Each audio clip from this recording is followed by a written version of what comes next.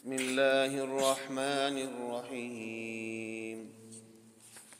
ضرب لكم مثلا من أنفسكم هل لكم مما ملكت أيمانكم من شركاء فيما رزقناكم فأنتم فيه سواء تخافونهم كخيفتكم أنفسكم كذلك نفصل الآيات لقوم يعقلون.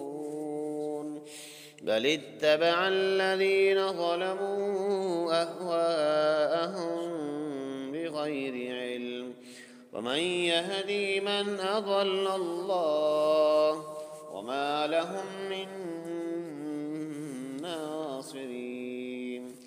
فأقم وجهك للدين حنيفا فطرة الله التي فطر الناس عليها لا تبديل لخلق الله ذلك الدين القيم ولكن أكثر الناس لا يعلمون. منيبين إليه واتقوه وأقيموا الصلاة ولا تكونوا من المشركين من الذين فرقوا دينهم وكانوا شيعا كل حزب بما لديهم فرحون. وإذا مس الناس ضر دعوا ربهم منيبين إليه ثم إذا أذاقهم منه رحمة إذا فريق منهم بربهم يشركون.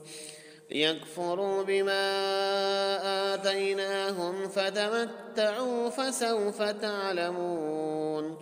أم أنزلنا عليهم سلطانا فهو يتكلم بما كانوا به يشركون.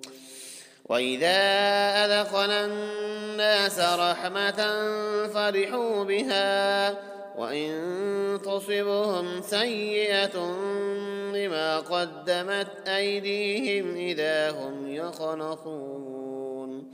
أولم يروا أن الله يبسط الرزق لمن يشاء ويقدر إن في ذلك لآيات لقوم يؤمنون. فآت ذا القربى حقه والمسكين وابن السبيل ذلك خير للذين يريدون وجه الله وأولئك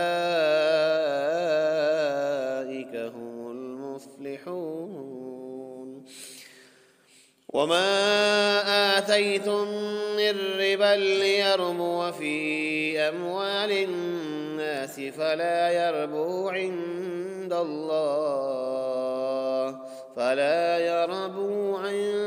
الله وما آتيتم من زكاة تريدون وجه الله فأولئك هم المضعفون.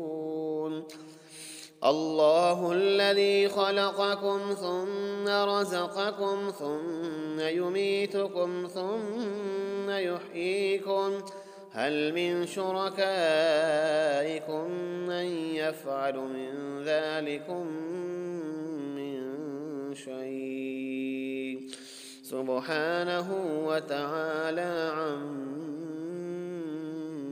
يشركون. صدق الله العظيم.